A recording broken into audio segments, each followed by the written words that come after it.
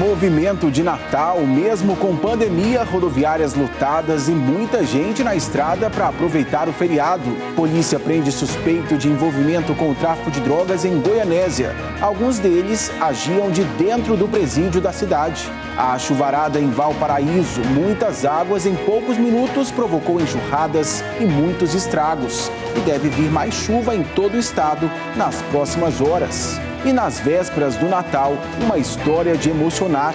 Um idoso recebe alta do hospital depois de ficar internado por complicações da Covid e saiu no maior entusiasmo. Vem com a gente, o Jornal Anhanguera, a segunda edição, está começando.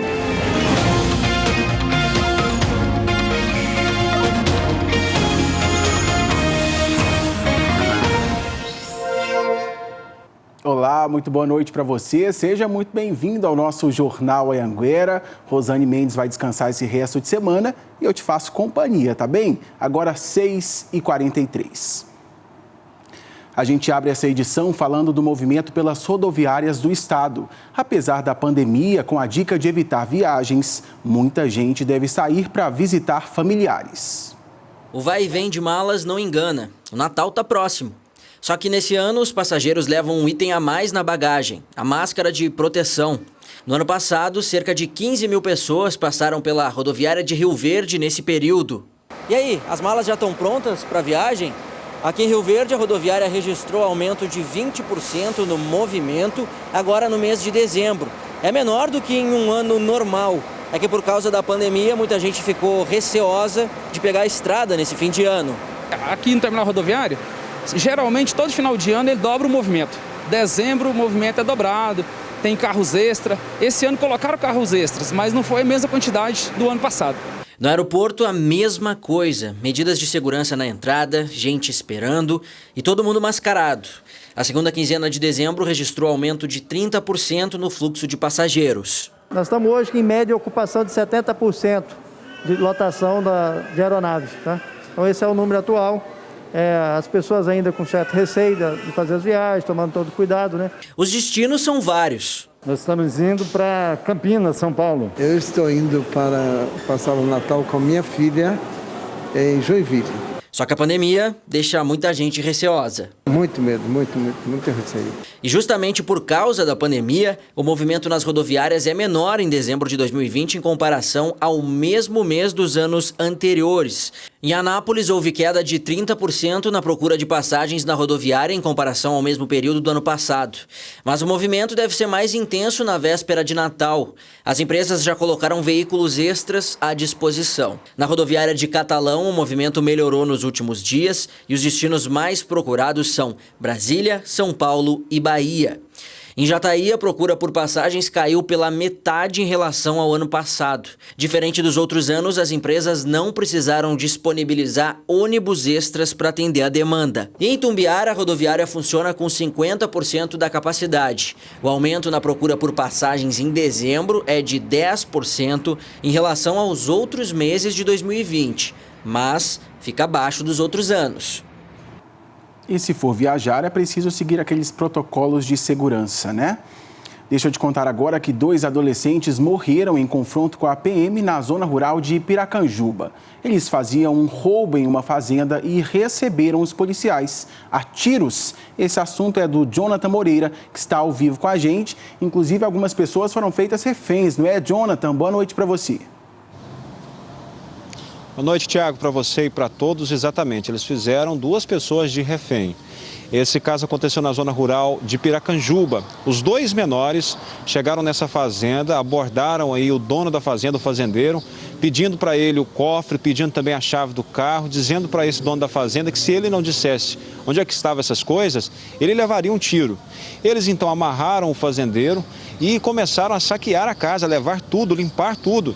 Nesse momento, então, chega o caseiro. O caseiro também é rendido, amarrado, só que ele consegue se livrar, consegue fugir e ir atrás de ajuda numa propriedade vizinha.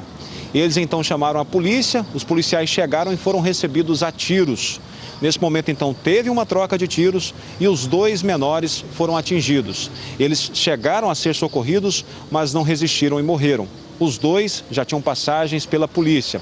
As duas armas, os dois revólveres calibre 38 que foram usados por esses dois adolescentes, foram apreendidos pela Polícia Civil, que inclusive vai fazer uma perícia para saber se os animais da fazenda, no caso os cachorros, foram envenenados ou não. Tiago. Jonathan Moreira falando sobre essa história ao vivo de Itumbiara. Obrigado por sua participação, Jonathan. A Polícia Civil prendeu membros de uma associação criminosa envolvida com o tráfico de drogas em Goianésia. Foram cumpridos mandados de prisão, busca e apreensão. Segundo a polícia, alguns suspeitos agiam dentro do presídio. A Polícia Civil cumpriu mandados em vários endereços de Goianésia, no Vale do São Patrício. Foram 5 meses de investigação, monitorando uma organização criminosa que atuava no tráfico de drogas. Ao todo, foram cumpridos 15 mandados de busca e apreensão e 9 mandados de prisão preventiva. Segundo a polícia, o grupo agia da seguinte forma: membros da organização criminosa que estão cumprindo pena no presídio do município se associavam com outros suspeitos do lado de fora.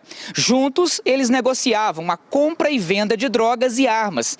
O grupo chegou até a abrir empresas de fachada para esconder o dinheiro do crime. A operação recebeu o nome de Sandcastle, que em inglês quer dizer castelo de areia, uma referência à fragilidade de conseguir dinheiro com o tráfico. Lavramos ainda 5 autos de prisão em flagrante pelo crime de tráfico de drogas das demais pessoas que não estavam na associação criminosa.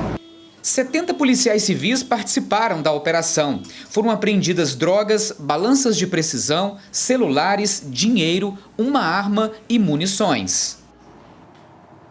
Um motociclista de 19 anos morreu em um acidente no viaduto da Avenida Brasil com a Avenida Goiás, na região central de Anápolis. Temos as informações aí. Testemunhas contaram para a polícia que o motociclista bateu de forma violenta contra uma caminhonete que seguia na frente.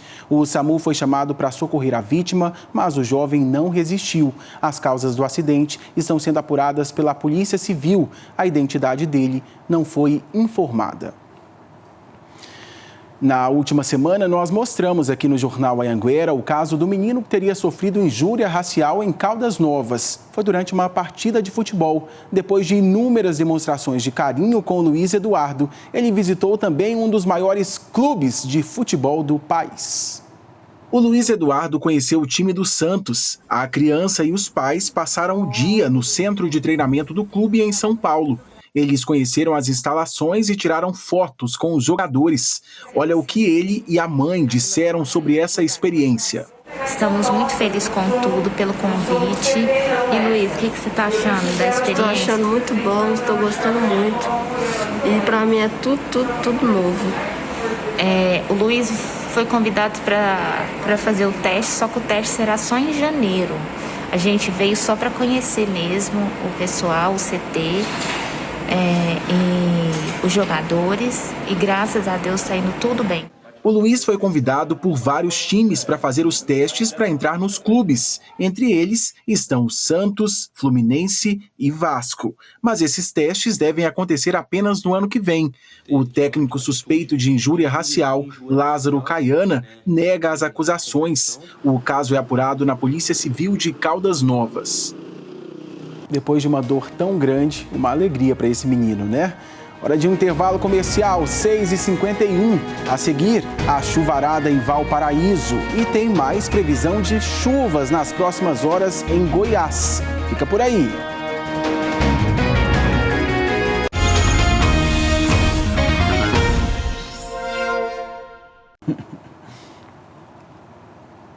Seis e 52, de volta para te contar que uma carreta subiu na mureta de proteção entre as cancelas da praça de pedágio da BR-060 em Goianápolis. Foi nessa tarde. Não teve vítimas, mas equipes da concessionária que administra a estrada prestaram atendimento ao motorista e isolaram o local para a retirada da carreta. Ainda não se sabe o que teria provocado a perda do controle da direção do veículo que fez o motorista subir na mureta da praça de pedágio.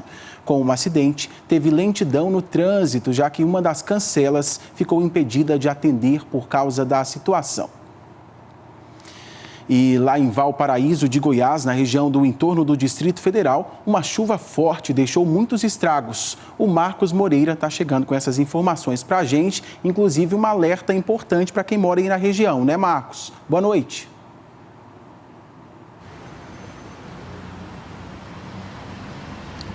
Isso mesmo, Thiago. Boa noite para você, ótima noite a todos que nos assistem. Muitos estragos e também, Thiago, muita gente assustada com a força da água, viu, que caiu ontem em Valparaíso de Goiás.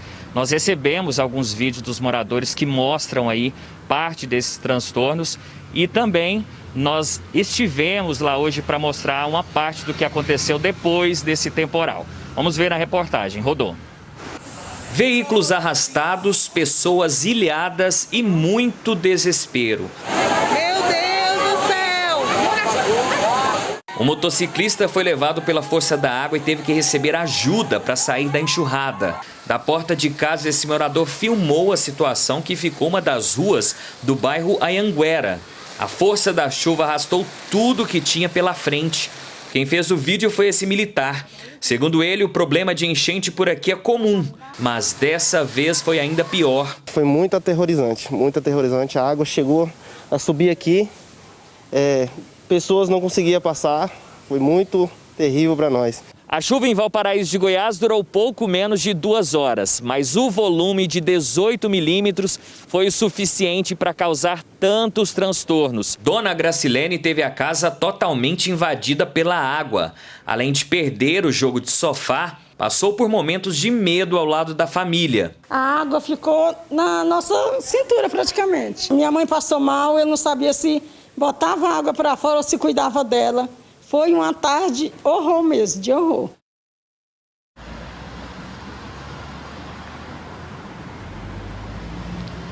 Pois é, Thiago, além de mais previsão de chuva hoje para Valparaíso de Goiás, o INMET emitiu um alerta aí que prevê temporais em diversos pontos do estado de Goiás, viu? Com a possibilidade aí de chuvas em alguns lugares de até 100 milímetros e ventos intensos de até 100 quilômetros por hora. Então fica o alerta para as pessoas se abrigarem, sabendo dessa possibilidade de temporal. A gente sabe que pode acontecer aí queda de árvore, queda de energia, alagamentos, congestionamentos e até mesmo descarga elétrica. A orientação para as pessoas, né, se cuidarem e também em caso de emergência, orientação ou até mesmo resgate, entrar em contato com a Defesa Civil pelo telefone 199 ou então pelo Corpo de Bombeiros 193. Thiago. Tá certo, obrigado por sua participação, Marcos. Agora a gente tem a previsão do tempo para todo o estado. E sul, no norte e centro chove 30 milímetros e 25 no sudoeste. Em Catalão, máxima de 28 graus e umidade mais alta, em 52%. Em Jataí, a umidade também fica mais alta. Chove 12 milímetros e a máxima não passa de 30 graus. Em Itumbiara, no sul, varia de 22 a 31 graus, com 15 milímetros de chuva. Para fechar, Pirenópolis, mínima de 19 e máxima de 29 graus, com umidade em 55% e chuva de 25 milímetros. Olha, e amanhã, véspera de Natal, as agências bancárias de todo o país vão funcionar com horário especial. Quem está por dentro de tudo, por dentro desses horários, é a Ana Paula Moreira de Jataí. Conta tudo, Ana. Boa noite. Oi, Thiago. Boa noite para você. Boa noite a todos. Bom, esses horários funcionam de acordo com cada cidade. Aqui em Jataí, por exemplo, vai funcionar das 8 até as 10 horas da manhã, apenas nesse período de 2 horas. Isso para amanhã, para o dia 24. No dia 25, as agências não abrem de forma nenhuma. Isso também da mesma forma para o dia 30 e 31. A gente preparou uma cartela para vocês para mostrar os horários de funcionamento das outras cidades. Bom, Mineiros vai no mesmo horário aqui de Jataí, que é das 8 horas até as 10 horas da manhã. Já Rio Verde, Itumbiara, Catalão e Anápolis vão funcionar das 9 às 11 horas da manhã. Então, quem precisar desse atendimento presencial só tem esse período de 2 horas, mas os caixas eletrônicos continuam funcionando, os atendimentos pela internet, dá para fazer pagamento, transferência e os saques aqui no caixas eletrônicos. Então, só lembrando, pessoal, ficar atento a esses horários. Thiago. Obrigado por sua participação, Ana. Bom trabalho para você aí em Jataí. Valeu. Olha, a procura por exames que detectam a Covid-19 voltou a crescer em Goiás, o que significa que os casos também estão aumentando. E essa disparada é registrada justamente agora, quando as festas de fim de ano se aproximam. A preocupação das autoridades é com o resultado de tudo isso no ano que vem. O Henrique viajou para Londres, mas só pôde embarcar depois de apresentar um exame de Covid. Ele teve que pagar R$ 250 em um laboratório particular. É muito caro, né? Só por necessidade, mas senão não faz. O Sindicato dos Laboratórios disse que a procura pelos exames aumentou 70% em Goiás nos últimos 40 dias. Do total de testes feitos, pelo menos 20% deram positivo para a doença. Geralmente são pessoas que querem viajar por conta dessas festividades ou pessoas que vão se encontrar em família agora no final do ano. E quando alguém que está na casa em conjunto, que trabalha fora, começa a ter sintomas, aí o desespero é total. Na rede pública, a procura por testes também é alta. O Jonatas é síndico de um condomínio no Jardim Goiás e conseguiu uma testagem na prefeitura. Dos 200 moradores testados, 7 tiveram diagnóstico positivo de Covid. Eu aleguei que estava tendo algumas suspeitas ali, lá no nosso condomínio. Eu oficializei a Secretaria de Saúde para tentar colaborar com essa não propagação por parte desse vírus. Desde agosto, a prefeitura está fazendo testes em massa em Goiânia. A maioria prefere o sistema drive-thru, que coleta o material dentro do carro. Quase 105 mil pessoas já fizeram o exame. Mais de 12 mil tiveram resultado positivo para a doença, 11,5% do total. Só este mês, o aumento de casos em Goiânia foi de quase 9%. O número de internações cresceu mais de 17% e a ocupação de UTIs quase 30%. O vírus não está fazendo mais vítimas só na capital. A Secretaria de Saúde de Goiás diz que a demanda aumentou no LACEN, o laboratório estadual responsável pelos exames de Covid. Atualmente, a média varia de 700 a 800 testes por dia. Um levantamento da UFG mostra que o estado todo está no vermelho. Os dados da universidade evidenciam uma aceleração no número de casos de Covid-19 em Goiás nas últimas 2 semanas. A curva continua subindo. A preocupação é com a quantidade de leitos hospitalares disponíveis. Hoje, quase 48% dos leitos de UTI de hospitais públicos e particulares estão ocupados por pacientes de Covid-19. Com a chegada do Natal e do Ano Novo, as autoridades de saúde temem as aglomerações. Isso poderá causar um aumento no número de casos na metade de janeiro. E como ainda não há uma data específica para a chegada da vacina e o início da campanha de imunização, as autoridades estão preocupadas com a sobrecarga no sistema hospitalar nos primeiros meses de 2021. Começaria a ver, um aumento no número de óbitos aí a partir de meados de janeiro, fevereiro, se as coisas, se as transmissões continuarem como a gente está detectando agora. A gente sempre está chamando a atenção das pessoas para que elas mantenham a vigilância, A gente sabe que é complicado, mas as pessoas precisam ter um pouco mais de paciência. Importante. Hora de mais uma parada. A seguir eu te conto que foi solto o gari de Anápolis que pedia dinheiro em nome de todos os garis da cidade. É um minutinho só.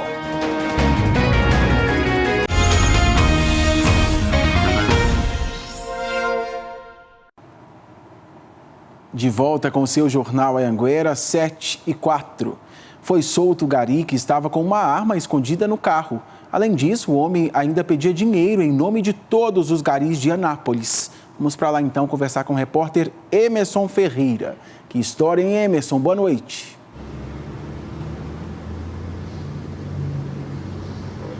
Oi, Tiago, boa noite para você, boa noite para todos. Pois é, Tiago, esse vigia já foi liberado pela polícia, viu, Tiago? Essa confusão aconteceu aqui no centro de Anápolis.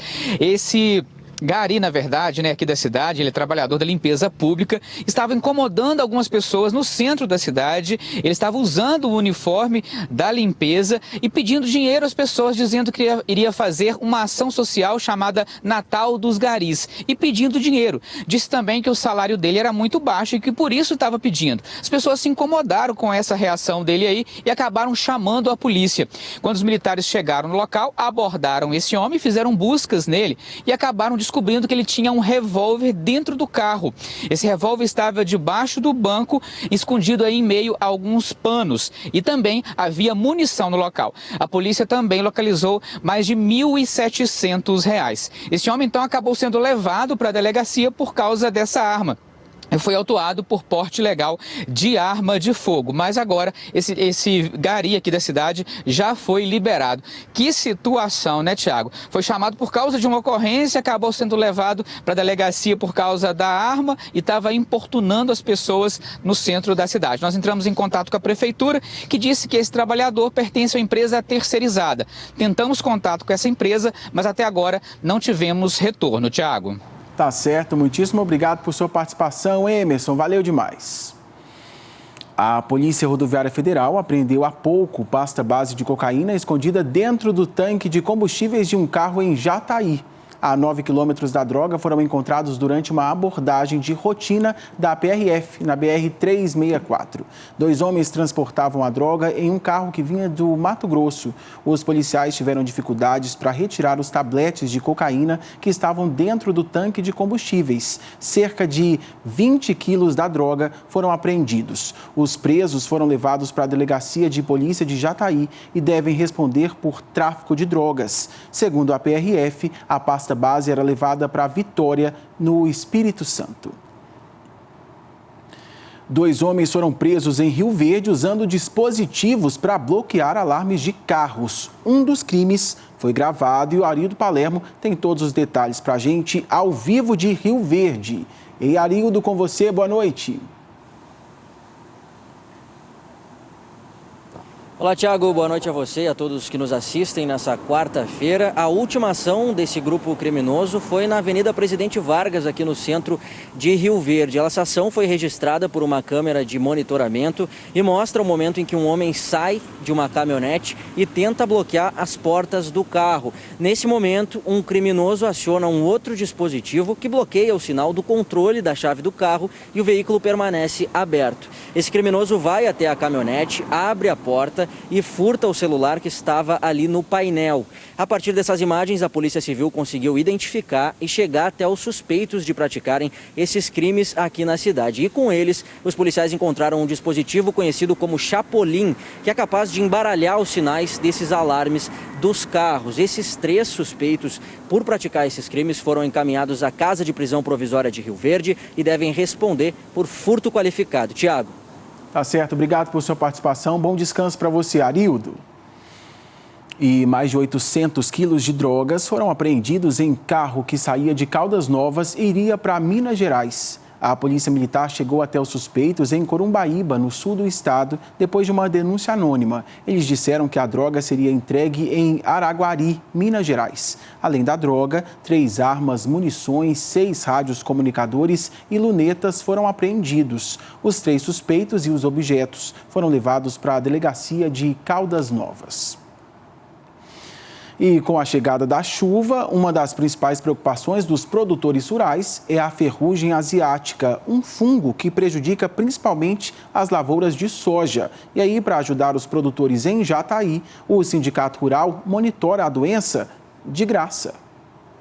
Nessa propriedade, com 4.500 hectares de soja plantados, nem sinal da ferrugem asiática. O produtor se preveniu para evitar prejuízos. Hoje a gente tem ela controlada, mas se você não fazer corretamente as aplicações fungicida correto, na hora correta, ela é uma doença que ainda causa um dano significativo na cultura. Para ajudar os produtores a descobrirem se a lavoura está infectada com a doença, o Sindicato Rural de Jataí está fazendo uma ação de monitoramento gratuito. O agricultor entrega uma pequena amostra das folhas e o material é analisado.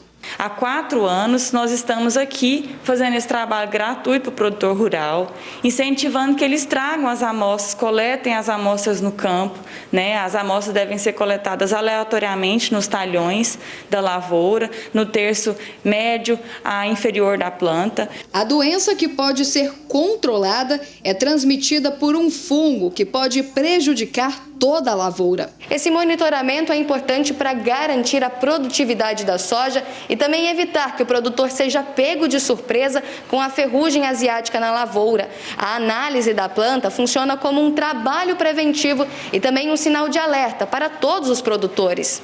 Mesmo com metade da soja já comercializada e a lavoura monitorada, a ferrugem asiática continua sendo uma preocupação do produtor.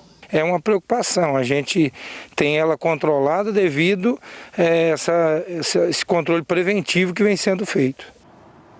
E antes de ir embora, tem a nossa imagem do dia, que vem de Catalão com uma ótima notícia. Nesse espírito natalino, a gente comemora junto com o seu Antônio Fonseca, de 70 anos. Dá só uma olhada. Depois de 15 dias internado na UTI por causa da Covid-19 e que chegou a ficar com 70% dos pulmões comprometidos, ele recebeu alta ontem à tarde. E olha, na saída do hospital, teve muita comemoração, homenagem aos profissionais que cuidaram dele e não podiam faltar, claro, uma das grandes paixões do seu Antônio, a sanfona. E ó, ele até cantou.